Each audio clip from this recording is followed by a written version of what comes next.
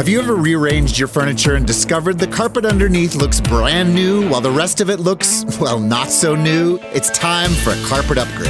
At the Home Depot, we have stylish choices at simple prices from all the top brands.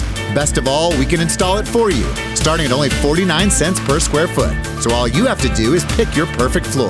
Start your carpet project today at the Home Depot. How doers get more done. Exclusions apply for licenses. See homedepot.com/license numbers.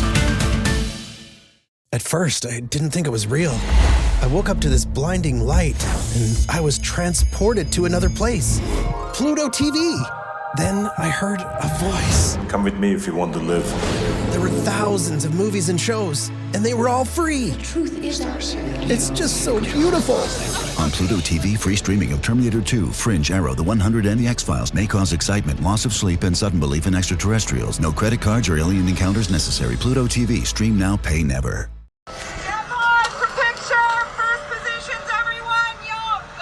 And action!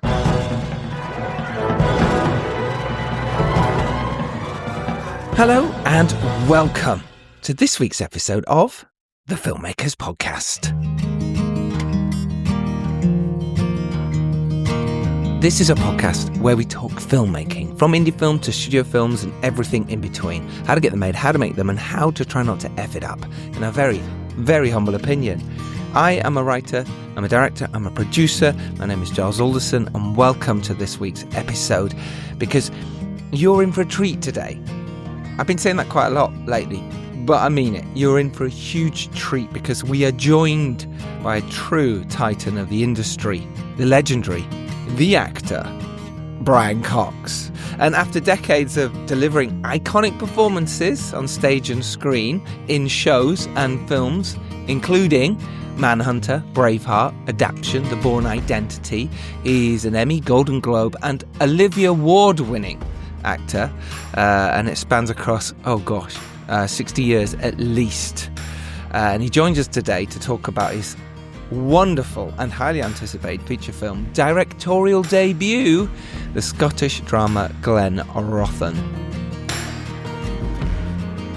It's fresh off a phenomenal premiere at TIFF, the Toronto International Film Festival, complete with a standing ovation, at which Dom was at one of the Q&As, and we mentioned it at the beginning of the episode, and it was quite a scandalous situation because Brian's kilt that he was wearing maybe forgot that he was wearing a kilt, and the traditional way to wear a kilt is to not wear any underwear, and maybe Brian forgot that, but yeah, people could see his tickle-tackle. And it caused quite a stir, so he slightly gets mentioned at the beginning, so that's what that is talking about. Fair play to the man. And Brian sits down with myself and Dom in another wonderful hotel room with some amazing people with him as well, and we broke down his deeply egalitarian approach to filmmaking. He shares his brilliant story of how his producer, Neil Zegler, flat out told him he was the only person who could direct this movie, which is pretty incredible, really, and how he leaned heavily on his cinematographer to bring the vision of Glenrothan to life. His cinematographer is Jamie Ackroyd. He's an amazing DP. He's done Lollipop and In Starland and a few others. Other producers on this film include Finn Glynn, who has been on the podcast loads of times and is a friend of us. Glenrothan stars, obviously, Brian Cox as well. Not only is his directorial debut, but he's in the movie as well, alongside Alan Cumming, Shirley Henderson, Alexandra Shipp, and Joanna Thompson. It is a great cast and a great film. I thoroughly enjoyed this. Very touching, very emotional. And myself and Dom chat with Brian as we dive into the nitty-gritty of the craft and why Brian prioritises script, his story, and actors over shot lists and storyboards. We talk about the delicate art of directing yourself and staying out of your own way as the talent, and how assembling a powerhouse cast and brilliant young talent elevated the entire production. Plus, he shares some invaluable lessons from the cutting room including why they had to switch editors and dramatically restructure a crucial scene. So if you want to know what true leadership on a film set looks like, this is the masterclass you've been waiting for.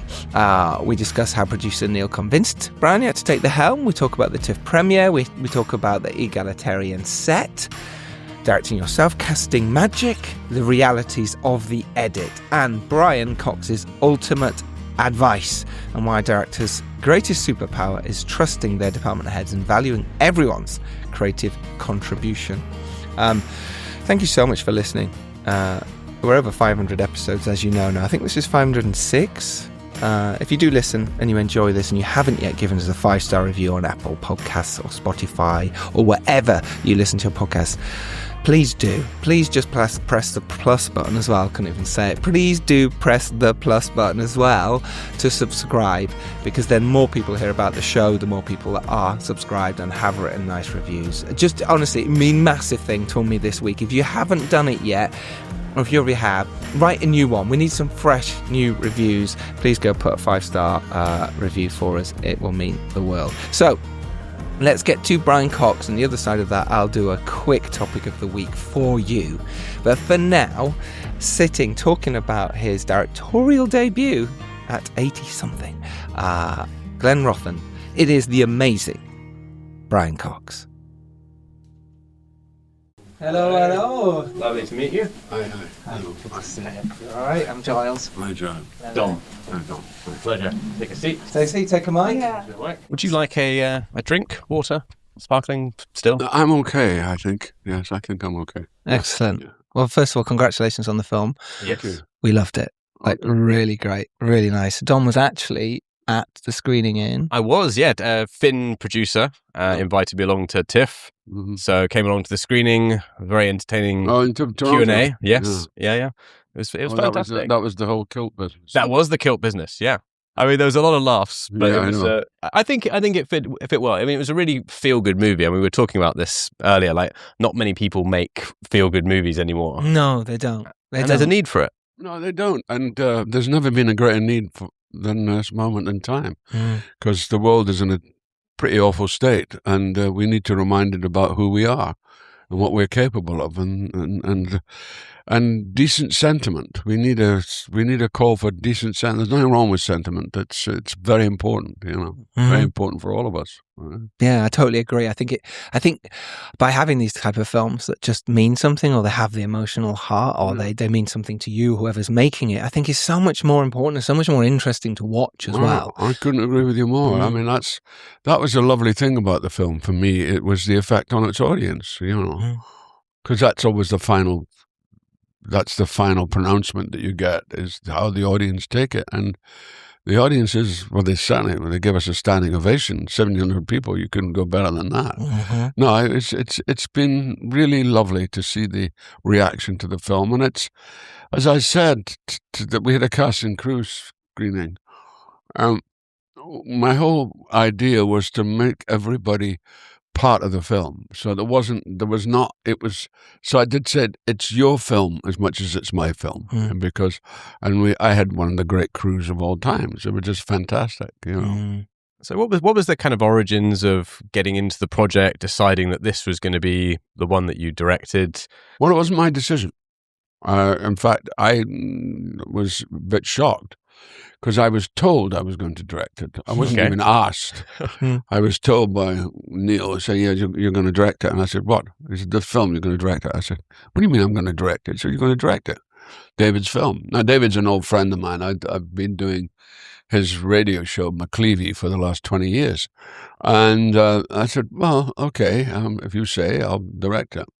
And I'm glad, actually, because it was a great lesson for me in just how, having worked with so many directors over the years, some really good ones and some not so good, and I thought I could exercise the way I believe it should be a much more egalitarian process than somebody's single concept.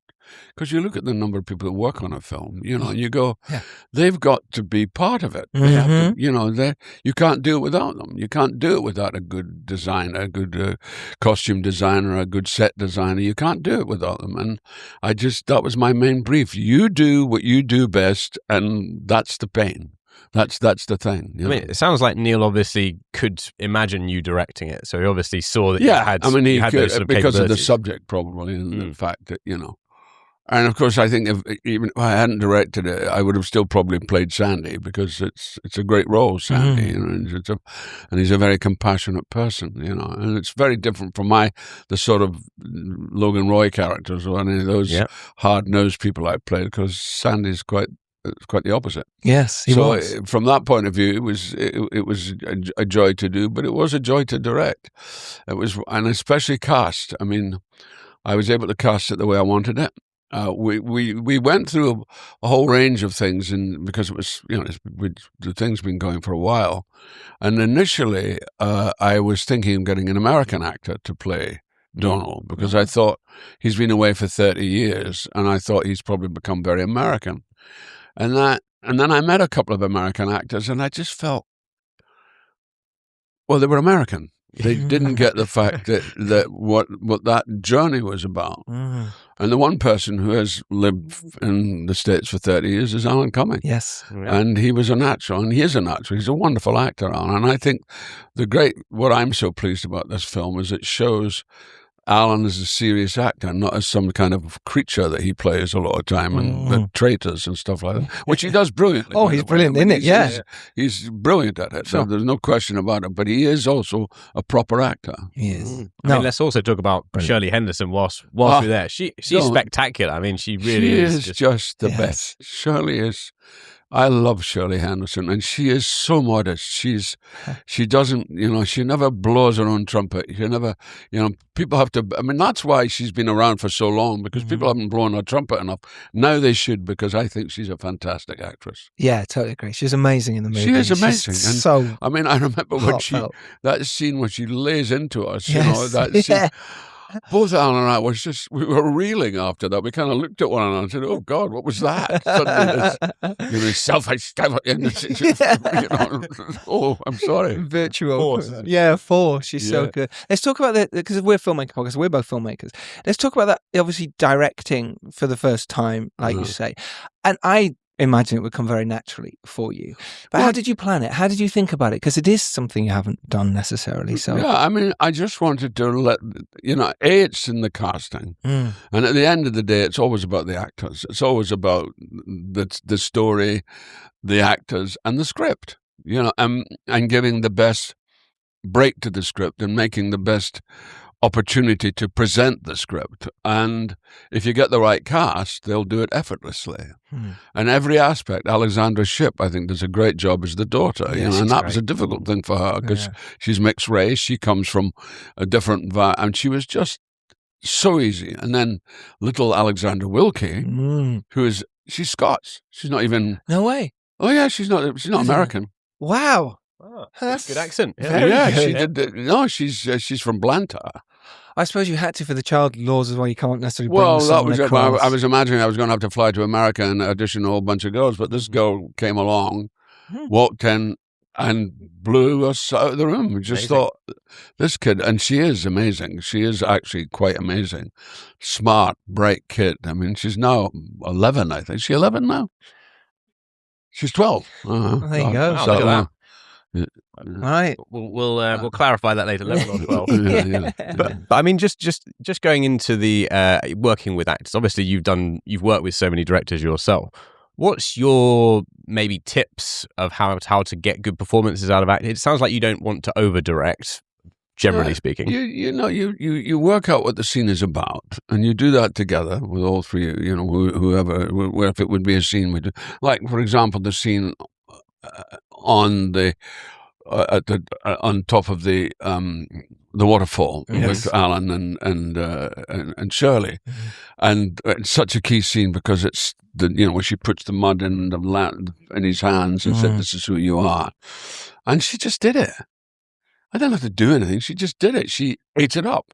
Because when an actor has something that is great, they'll go for it. And if they're a great actor, they'll go for it even better. Yes. It's very true. And that was something I really respected. And did you sort of have early conversations ahead of the shoot? Like, were there any discussions about the character, like going through scenes, that kind of thing? The only discussion I had was with Alan, because Alan being, he's in a gay relationship. So I said to him, I offered him the opportunity. I said, if you want to play it gay, you can play it gay. We'll somehow make that work. Mm-hmm. And he said, no, I'm bisexual. I said, so you're playing it straight. Which is a way of trapping him into playing it straight. Yes, trapped it. It's good. Very clever. So you have to learn little routes like that you could take. Yeah. But Alan is so open. He's just a wonderful actor. Mm-hmm. And I, when I see him in trailers and things like that, and he does that brilliantly, but he's a much better actor than all of that. He really is, and he needs to do that sort of stuff, And he hadn't done a part like this for a long time. I know, which was quite surprising. Yeah, when you sort of look at his he hasn't, history. because nobody's asked him. Which is just a shame, because he is fantastic. He's and he fantastic. Is great in the movie. He's fantastic, and we have a great relationship on screen. You really believe in those brothers and what they have and what they've sacrificed for one another, And Sandy's a tragic figure because he gave up what he wanted to leave. He was the one who wanted to leave. He was the one who was saying he wanted to go, and he ended up staying, and his brother wanted to stay, and he ended up going. It's rather, and I realize more and more how powerful David's script is. What a powerful script it is. It's much more powerful than I first even thought because of those entities. The fact that he wanted to stay, he couldn't, he had to go. He wanted to go, he couldn't, he wanted to stay. So immediately that sets quite a sort of difficult precedent in terms of the emotional relationship between the people. Yeah, and conflict between the two brothers as well. In terms of you're working with the camera and working with the team. How did you do that? What did you think about in terms? Did you storyboard anything? Did you shot list? What did you do? I didn't do any of that. I just trusted my DP, and I was a bit tough on him sometimes, just in terms of because of time. It wasn't because of what he was doing, because he was brilliant. He's a wonderful DP, Jamie, and ironically, his father is Barry Ackroyd, and. And I didn't want. I wanted a stylist. Barry's but he's what's the Ken Loach. And that was the great thing about Jamie, because Jamie had grown up as a kid in Glasgow because of all the films that Ken did in Scotland. Because Ken did a whole load of films in Scotland. So Jamie he was delighted to be back in Scotland again, to be working. So that fulfilled a need in him. But so therefore you didn't storyboard or shot. When you were there on set, then you just kind of you rehearsed it and the day blocked it through, and then went, right, we're going to shoot from here and here. Yeah, and you just and it's so much of it's logical. It becomes a sort of. You've done it so many times as an actor, right? Well, you know coverage, I suppose. You know the way, you just know the routes. You've done down that route. And that was the thing that surprised me, is of how much I realized that I do know the route. Yes. And I can, as an actor, you don't think in those terms, but objectively, you do know the route. You do know what you have to go through. You do know what you have to achieve. And you do know where your intention has to be, And I loved that aspect. But I also loved the aspect of everybody doing their work, everybody doing what they did best. For instance, the music, to get Tommy and Roddy to do that music. And they weren't the composers for the film, but I said to Neil, they have to compose the film. I mean, Tommy wrote this wonderful version of My Heart's in the Healings, which he actually sings on the closing credits. And, and Alan, of course, is a dreamer singer. He's really got that ability. And that always gets me when he says My Heart's in the Healings. It always makes me weep. I always just, I find that very emotional for me. It is emotional. Yeah. How did you survive doing the two roles, obviously directing and acting, when normally if you're acting you can take the break, when you're directing you don't get a chance? How did you manage that as well? It's difficult. Well, I knew that I had a very good actor playing the role. In yourself. Exactly. Forget the other ones. Yeah. I knew I had a very good actor playing the role, and I knew just not to stand in his way. Yeah. Love that. And it was easy. I know James McAvoy said, yes. They asked apparently James McAvoy said it was hell. Hell, acting never doing and it directing again. at the same time. And I went, no, not at all. It was the opposite. It was delightful. I loved it, the fact that I could act and direct at the same time and have no compunction about it at all. You know, I achieved what I wanted to achieve, you know, because I didn't ignore anything else. They were the cast were the center of my focus. And I think that's where directors, they get these ideas and they want to extend out, but they never deal with the heart of the material. And that, to me, is more important than anything. And that's what actors go for. They go for the heart of the material. Yeah. That's what spurs you to act. They're saying, this is great material. Let me give my best on that. And they do that. Actors are dedicated, and especially if you have great actors, it's even better. You know? I mean, I suppose it's a very universal theme, isn't it? People that have got sidelined or put into a career or situation that they never saw that their life was going to pan out as. I mean, exactly. That's and universal. And again, because of the sentimental nature of it, and I'm not ashamed of that, it has to be, and especially given the climate that we live in at the moment, which is pretty horrible. It's a pretty horrible time in what's going on in Iran and what's been going on in the Ukraine, you know, and the bad guys that are around. You know, you just go, where's all the good guys? But, yeah, exactly. Where are the good guys? And we have to assert something, you know, about human compassion. And that's what the film is full of. It's full of human compassion.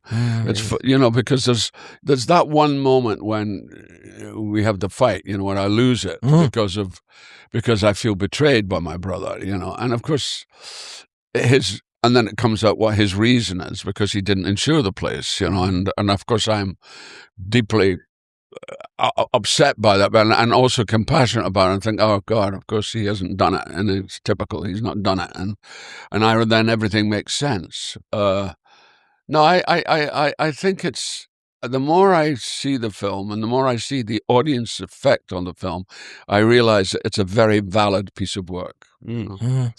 So good, so good, so good. Everything you want for summer is at Nordstrom Rack stores now, and up to 60% off. Stock up and save on the brands you love, like Vince, Sam Edelman, Frame, and Free People. Join the Nordy Club to unlock exclusive discounts, shop new arrivals first, and more. Plus, buy online and pick up at your favorite Rack store for free. Great brands, great prices. That's why you Rack. Ready to soundtrack your summer? With Red Bull Summer All Day Play, you choose a playlist that fits your summer vibe the best. Are you a festival fanatic, a deep end DJ, a road dog, or a trail mixer? Just add a song to your chosen playlist and put your summer on track. Red Bull Summer All Day Play. Red Bull gives you wings. Visit redbull.com/brightsummer ahead to learn more. See you this summer.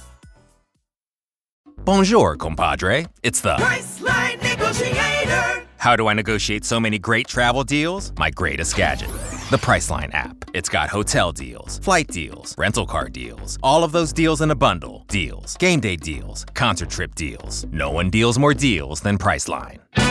Hold your horses, there's more. The app lets you filter hotels by neighborhood, vibe, star level, and amenities like pools and spas and beachfronts and... Wait, I'm not done. Stop cutting me off. Priceline. So, I mean, just talking about we've talked about the more hopeful aspects of the film, but you've just covered there. I think what also makes that feel relatable is that it's not just warm, fuzzy relationships. There's mistakes that people make. There's big mess ups. Absolutely, it's clear. You know, they've screwed up a lot. You know.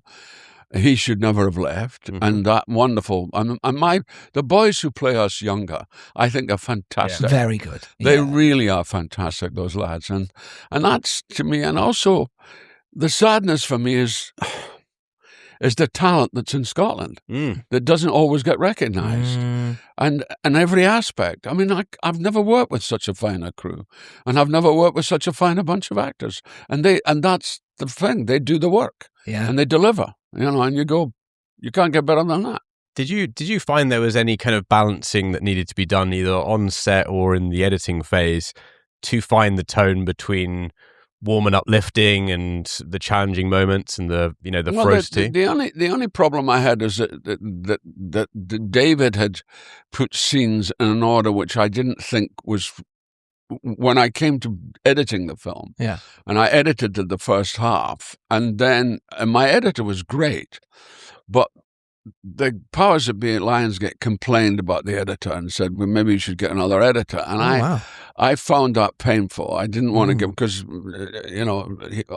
David Arthur did a great job, because really I would say at least the first 40 minutes of the film is David, and then we moved to Tanya Redding, who did, and I did say, I said, if you're going to get an editor, get a woman. I said, I don't want, I've got a male editor, and I think he's doing a great job. And then I also realized that there was one major problem, that the scene between Shirley and Alan at the waterfall was in the wrong, it was too early in the film. And I wanted it later in the film, and so I moved it later, because it was too early, it was too immediate, and I wanted to get it much more at the right time, and that I think I achieved. Sorry, just before you go. Jump in, but that's such a massive point of scripts, I think, is when you've earned a moment, whether it's a moment of redemption or a moment of peace or a reconciliation. Yeah. If you hit the audience with it before you've got to the right place, exactly, it doesn't land. It doesn't matter, and you're waiting for this moment when they have this kind of moment when they come together, because it's so, not shapeless, of sort of kind of formless in many ways, and then suddenly there they are together, and she challenges him, because she's always done that, But even the young lassie playing her when we do the flashbacks, when we do the flashback earlier, when we flash back to him fixing, when the father comes in and he says, "What is this blend? You're working on a blend," and of course it's a malt whiskey, and that was a no-no. Yes, yeah. So interesting. Would you direct again? I mean, you said you had a great time. Would you do it again?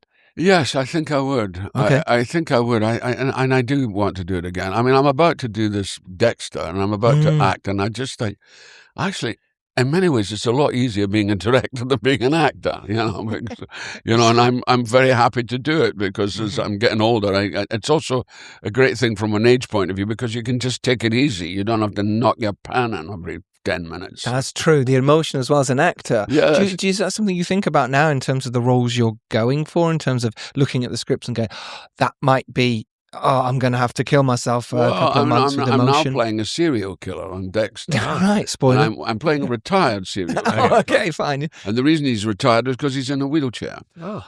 If he wasn't in the wheelchair, he wouldn't be retired. He'd still be doing it. Yeah, he'd still be doing it. And he regrets the fact that he can't do it anymore. And he's vile.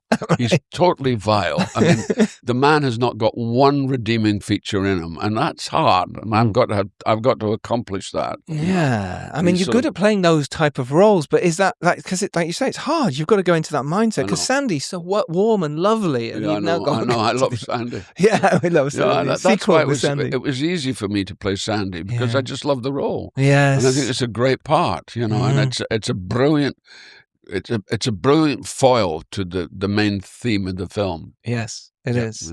I think we've got to wrap up there, but is there one 30-second bit of advice you've learnt from making this film that you might offer to a director doing their first film? Trust the actors. Trust who you have doing the work. Trust your designer.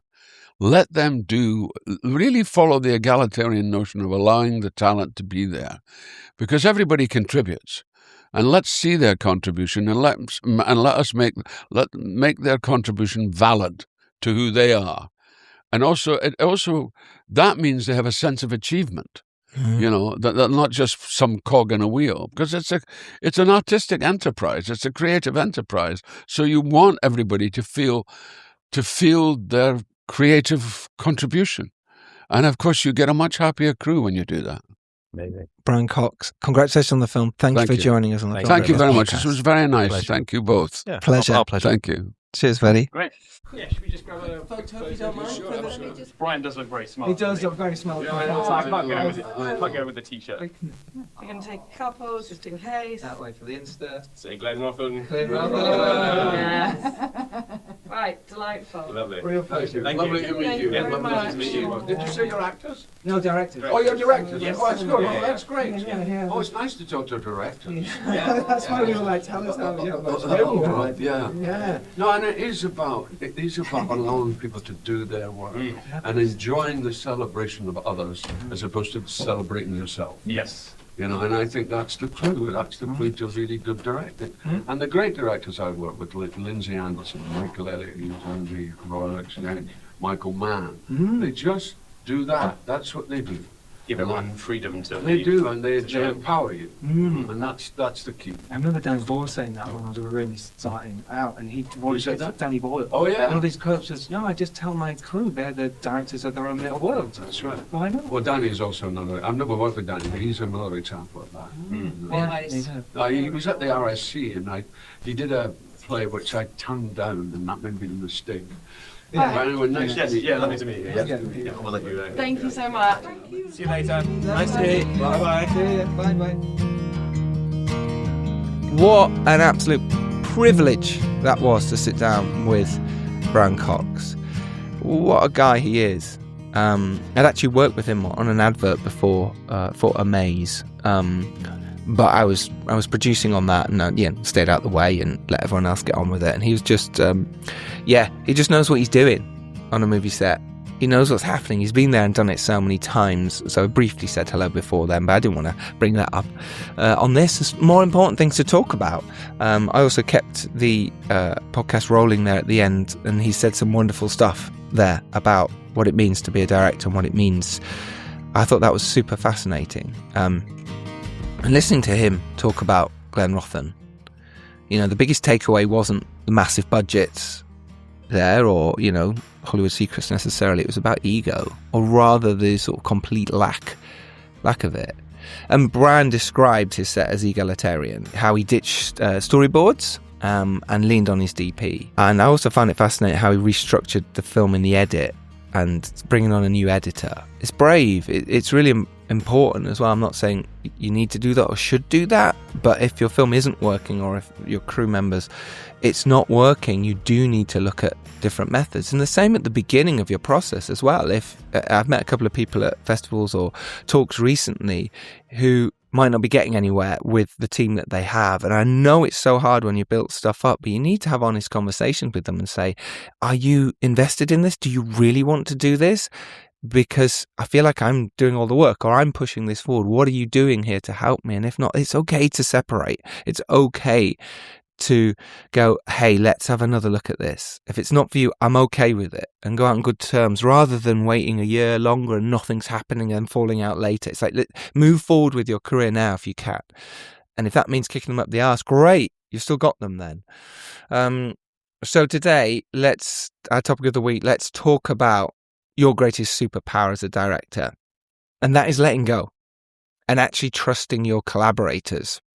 And when we start out in indie film, when we're making our first features, etc., or even short films, we're often told, right, from previous generations that director has to be the absolute auteur on a film set who micromanages everything. We have seen that in a few clips that are floating around Instagram and the socials, where you hear about they're totally in control and they're totally bullish around their set. That does not work for me.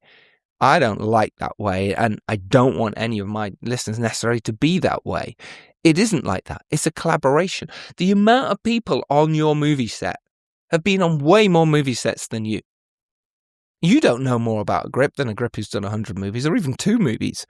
You don't know more about your DP, how they're lensing and choosing shots, general speaking. I mean, yeah, maybe you've come from that world.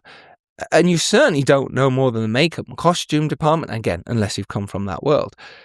But you've just got to think of it that way. If you're employing people, you're employing them as experts in their job, in their field.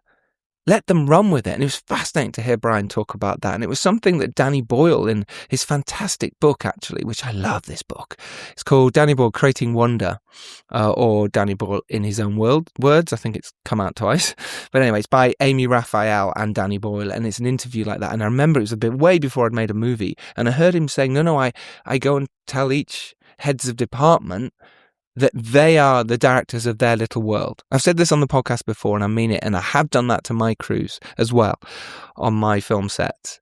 They know way more than me about production design or gaffering or hairstyles. So why wouldn't I make them mini directors? Give them the responsibility. So many people in the, they're scared that a director's going to say that's wrong. Let them take charge of it, and then you can guide and help and make it much better. And listening to Brian talk about that, it's just fascinating. And obviously he's starring in the film as well, and he's a debut director.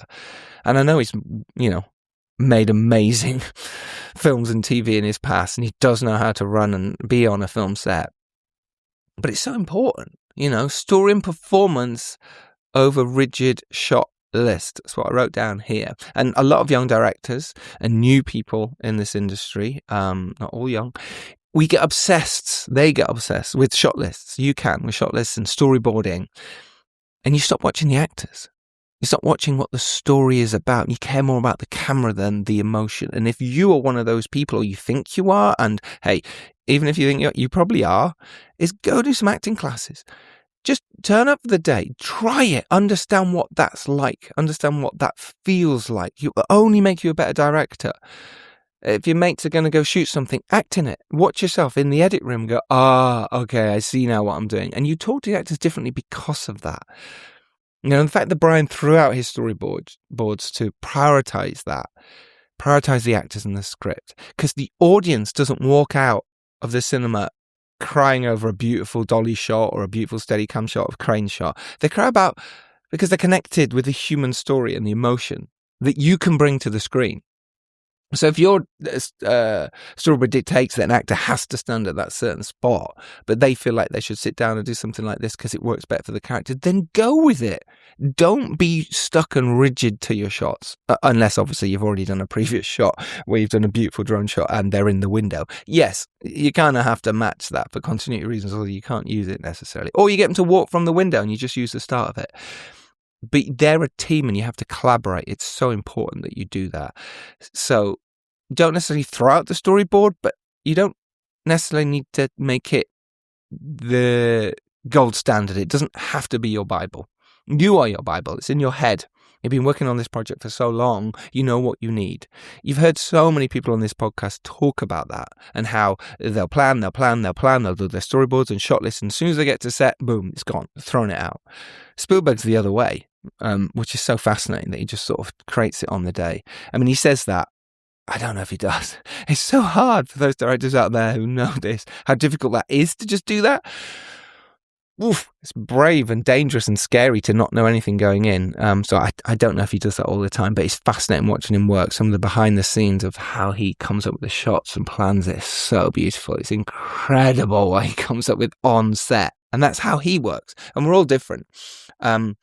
So empower your crew, empower your DP, empower your team to adapt to the performance, just like Brian did. The camera serves the story, not the other way around.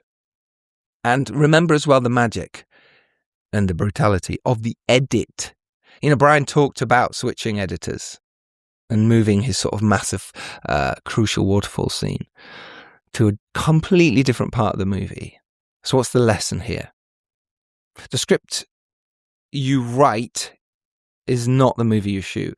It's happening to me right now. We're in the edit for Samadiva, my supernatural horror, and we're moving scenes, we're moving moments, flashbacks. Would that work here? Is it better here? We're not sticking rigidly to the script. We're now looking at it as an overall story and an overall arc. And that's what's important. We did it on sessions as well, which we've delivered now. And yeah, that's very exciting. Should be out in the summer. Hopefully in cinemas for you all. I'll let you know when I know more. So the script you write is not the movie you shoot. And the movie you shoot is not the movie you edit. So don't get tied up in script locked, as it were. Don't become script locked. Don't become the person who refuses to move a scene in the edit, because that's not how it was written. That's why it's good to have collaborators, which is why I find directors who also edit their own stuff. I don't know how you can do that. I'd feel of course you can do it, but you need another voice. Otherwise you're going, well, I love that shot, or that was so difficult to get. I do it. And the editor goes, well, it doesn't serve the story. which is really important. And an egalitarian director trusts the process, because if a scene isn't working, you have to be brave enough to admit it. So collaborate with your editors, collaborate with your team, and tear the structure apart to save the story if you need to. So there we go. Filmmakers, your homework this week, should you wish to do homework again. It's the second time I think I've done this. It's nice, bit of homework for you. So look at your upcoming projects. And are you trying to control every single pixel, or are you creating an environment where your crew feels undervalued? Make sure they feel valued. Talk to them about the shots that you're doing. Talk to them about, could this be better? I remember that a few times on Samadiva where I'd be going, well, I think I want this. I want to come from here. And a wonderful, someone from the grip department would just go, if you lay the track here, you'll get this and that. And you go, oh, thank you. But that's giving them the confidence to say they can come over and talk about this. And I did that from right at the beginning. Before we did shot a thing in the first HOD meeting, I want you to come to me with ideas and thoughts and shots. If they think it's better, if they think you're not doing a good job, or just something there that they think, actually, I can help you here. And it's about helping, not hindering, which is so important. So, stay out of your own way. Stay out of your own way. Trust your team. And let them bring their skills, talent, and magic to the table. Thank you so much to Brian Cox and his team for the incredible chat. Glenrothan is out in cinemas now. It'll be out on digital soon, but do catch this movie in the cinemas. It's beautifully shot. There's some gorgeous landscape of Scotland, and the story's just touching and emotional. It means so much. So thank you for listening, downloading and supporting the show, as always, keeping us alive. And keep yourself alive, keep collaborating, keep trusting your gut. And if there's something not working there, have a word and go make your movie. And if you're lucky enough to rise up and do well, it is your duty to send the elevator back down. We will see you next week, as always. Take care, wonderful filmmakers and wonderful people. And remember to give us that 5-star review. Do it now, literally on your phone now. Get it out and do it. Take care, everyone. Bye-bye.